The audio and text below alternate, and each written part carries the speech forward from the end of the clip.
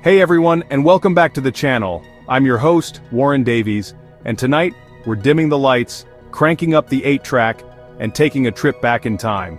Get ready for a blast from the past, as we count down the most unforgettable, the most influential, the absolute titans of pop culture from the 1970s. This isn't just a list, it's a time capsule filled with feathered hair, dazzling jumpsuits, and a whole lot of swagger. These are the faces and phenomena that didn't just have a moment, they owned an entire decade, and their impact is still felt today. We're talking about the legends who were plastered on every bedroom wall, whose theme songs we all knew by heart, and whose stories captivated millions around the globe. From the music that got everyone on the dance floor to the heroes who made us believe we could fly, the 70s was an explosion of creativity and charisma. These icons weren't just entertainers, they were cultural trailblazers who set the trends, broke the molds, and became a permanent part of our collective memory. They were the superstars before social media, the original influencers who shaped the look, the sound, and the very feel of the era. So, grab your tab soda, fluff up those shag carpets, and prepare for a serious dose of nostalgia. We're about to explore the stories behind the legends who made the 1970s one of the most dynamic and memorable decades in pop culture history. From Las Vegas stages to a galaxy far, far away, these are the icons who truly defined a generation. Are you ready? Because the countdown starts right now. Kicking off our list is a man who needs no introduction, but whose 70s chapter is a spectacle all its own. I'm talking about the one, the only, the king of rock and roll, Elvis Presley. Now, Elvis had already conquered the 50s and 60s, but the 70s saw him transform into a new kind of icon. This was the era of the Vegas residency, the larger-than-life showman in the rhinestone-studded, high-collared jumpsuits. He wasn't just a singer anymore, he was a phenomenon. A living legend holding court in the desert. His Aloha from Hawaii concert, broadcast via satellite in 1973, was a global event, proving his reign was far from over. His influence on fashion during this time was simply undeniable. Every sequin, every cape, every karate-inspired stage move became iconic. He created a new uniform for the rock superstar, one that screamed confidence and pure, unadulterated showmanship. This wasn't the rebellious kid from Memphis anymore, this was Elvis, the demigod, and his stage presence was absolutely electric.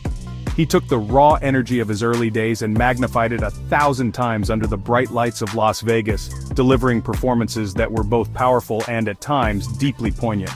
But beyond the glamour and the glitz, his music continued to evolve and resonate. Hits like Burning Love and Suspicious Minds weren't just songs. They were anthems that showcased his incredible vocal range and his ability to connect with an audience on a deeply emotional level. Even in his final years, the power of his voice and the magnetism of his persona were undeniable. Elvis in the 70s was a complex, dazzling figure who cemented his status not just as a star, but as an enduring cultural force, the undisputed king. From the king of rock to the queen of television, our next icon became a household name with a smile that could light up a room and hair that launched a million copycats. Of course, I'm talking about the incredible Farrah Fawcett. In 1976, two things happened that catapulted her into the stratosphere of superstardom: a hit TV show called Charlie's Angels, and a simple red swimsuit poster. That poster wasn't just a picture, it was a cultural event. It decorated dorm rooms, locker rooms, and garages across America, selling a staggering 12 million copies. It was the perfect storm of girl-next-door charm and effortless glamour. On Charlie's Angels, as the athletic and clever Jill Monroe, Farrah was part of a groundbreaking trio of female detectives who were smart, capable, and commanded the screen. While she was only on the show for one season as a main character, her impact was immense. She, along with her co-stars, showed a generation of viewers that women could be the heroes of the story. They could solve the case, drive the fast cars, and be in charge. She became an instant role model, a symbol of a new kind of modern, independent woman. But, let's be honest, we have to talk about the hair. The Farrah, that feathered, layered, windswept masterpiece, became the definitive hairstyle of the decade. Women everywhere flocked to salons with her picture in hand, hoping to capture a piece of that iconic look. It was more than just a hairstyle, it was a statement.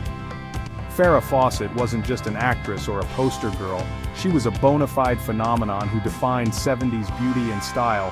leaving an indelible mark on the pop culture landscape with her radiant smile and that legendary mane of golden hair. Our next icon didn't sing or act, but he captured the world's attention by staring death in the face and hitting the throttle. He was part showman, part daredevil, and all-American legend, Evel Knievel. Clad in his signature red, white, and blue leather jumpsuit, Knievel became a symbol of fearless ambition and a can-do spirit that was pure 70s.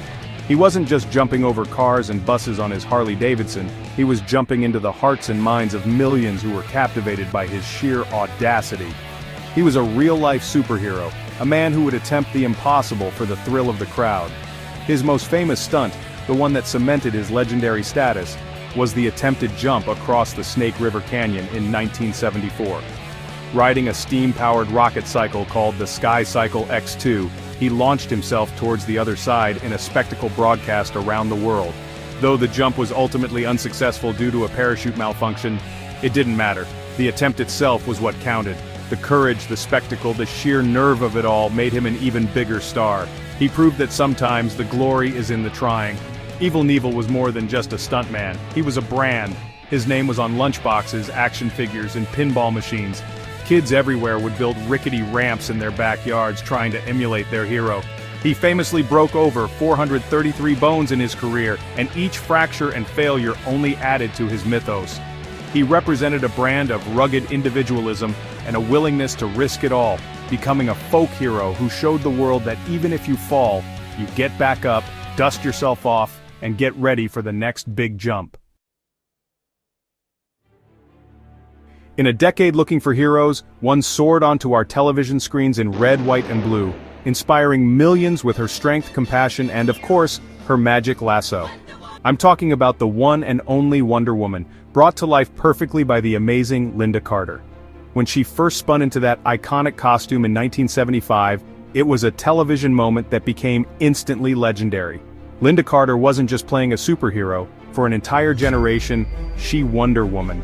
She embodied the character's grace, power, and unwavering sense of justice with a sincerity that made you believe. The show was a massive hit, and a huge part of its success was Carter's portrayal. She captured the essence of Princess Diana of Themyscira, a warrior with a heart of gold. She could deflect bullets with her bracelets one minute and offer a kind, compassionate word the next. For so many viewers, especially young girls, she was a powerful and positive role model. She was a hero who led with wisdom and empathy, not just brute force, proving that strength and kindness could go hand in hand. Seeing a female superhero lead her own show every week was truly revolutionary. Beyond the invisible jet and the lasso of truth, Lynda Carter's Wonder Woman became a symbol of female empowerment that resonated deeply in the culture of the 70s. She wasn't a sidekick or a damsel in distress, she was the star, the one everyone counted on. That iconic, triumphant theme song still brings a smile to people's faces today. Lynda Carter's performance was so definitive, so beloved, that she remains the standard by which all other portrayals are measured. She was, and always will be, a true wonder. In the summer of 1977, something happened that didn't just change movies. It changed pop culture forever. A film came out of nowhere and took the entire world by storm, transporting us to a galaxy far, far away. That film, of course, was Star Wars, later subtitled A New Hope. It was more than just a movie, it was a cultural earthquake. From the moment that massive Star Destroyer rumbled over the audience's heads in the opening shot, we knew we were seeing something completely new, something epic. George Lucas created a universe that felt both futuristic and ancient, a classic story of good versus evil told on a galactic scale. The characters became instant icons. The determined farm boy, Luke Skywalker, the cynical but lovable smuggler Han Solo, the brave and brilliant Princess Leia, and the terrifying, unforgettable villain Darth Vader. And who could forget the droids? The fussy C-3PO and the loyal R2-D2 became beloved personalities in their own right. This incredible cast of characters, combined with groundbreaking special effects and a legendary score by John Williams, created a cinematic experience that was pure magic. People didn't just see Star Wars, they lived it, returning to theaters again and again. The impact was immediate and overwhelming. Suddenly, lightsabers, the Millennium Falcon, and May the Force be with you were part of the global lexicon. It launched a merchandising empire unlike anything seen before, with toys, posters, and bedsheets flying off the shelves. Star Wars wasn't just a blockbuster, it was the birth of the modern blockbuster. It created a mythology that would span generations, proving that a space opera could be a deeply human story about hope, friendship, and fighting for what's right. It was, and is, a true cultural phenomenon.